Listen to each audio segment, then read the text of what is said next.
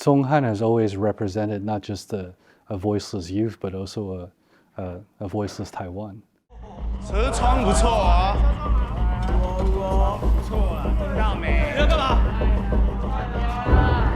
不要啦，不要！老板，可不可以帮我换一个新车窗？没问题，换下去啊！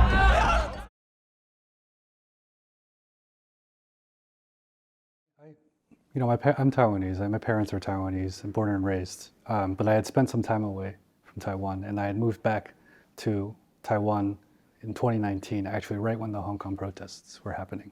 So Taiwan was familiar to me, but of course I was rediscovering it all over again. But I was also rediscovering it at a time that was very special because the Hong Kong protests were happening. It felt to me that there perhaps should have been more people that were supportive of Hong Kong.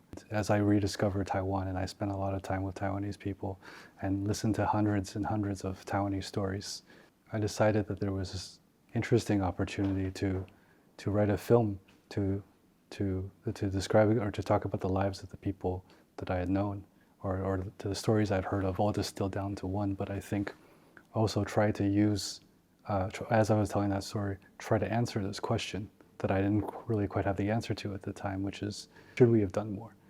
Could we have cared more? This simple experiment ended up being a journey into Taiwan itself and asking questions about not just Taiwan, but even universal questions about power, about nature, about all sorts of things.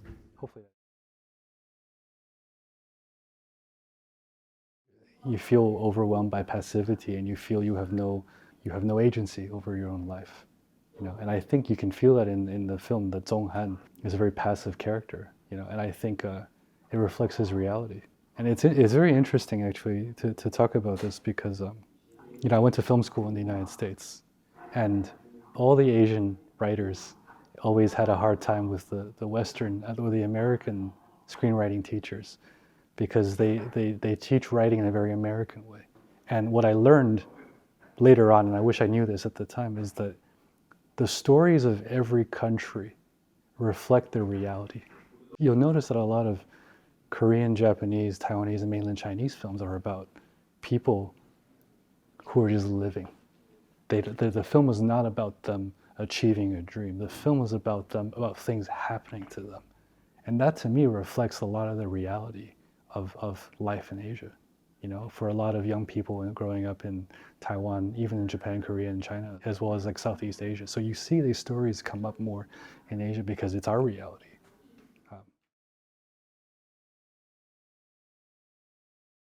We started with a Chinese name, right? And the Chinese name is Cong.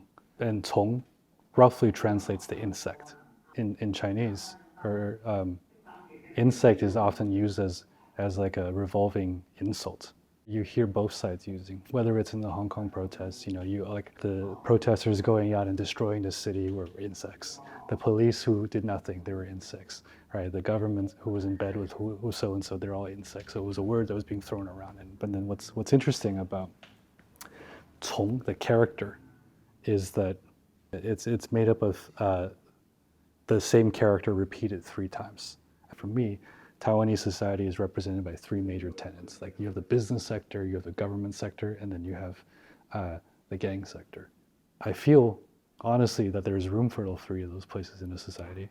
And I feel that in a perfect situation, in a perfect scenario, that a system of checks and balances is there because they compete with each other for the greater good of the people.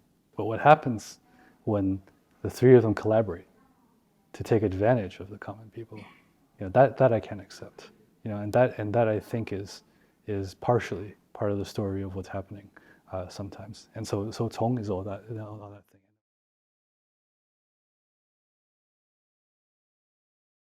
I thought Taipei story was like the story of my parents, and so when I made a film, I felt like I made my Taipei story about people that I knew.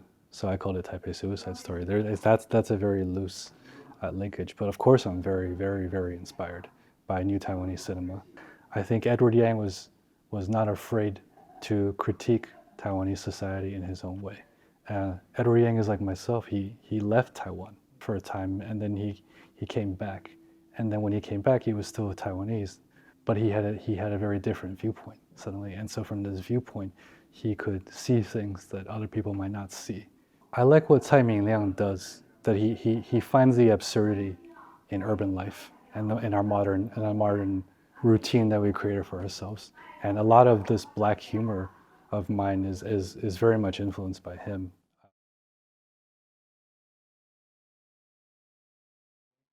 Well, first of all, that's life, isn't it? You know, it isn't like in our own life, don't we have moments where we feel like we're in a comedy or moments where we feel like we're in a TV drama? You know, so for me, that's life. You don't have to be bound by that rule. I mean, I don't go out of my way to go create something or for the sake of being interesting. It just kind of naturally happens. And I think that I was trying to get at something much bigger than just Donghan's little life. I was trying to make a time capsule of a place in a certain time. When you try to get that big, then the genre you're in kind of changes, you know. And I think that part of what we did was we were not afraid to lean into genre elements. One thing I like about our movie is that, of course, there's no shortage of gangster films in Asia, but I feel there are not as many gangster films about like 16-year-olds, 18-year-olds, 20-year-olds and more, and those are much more interesting than me.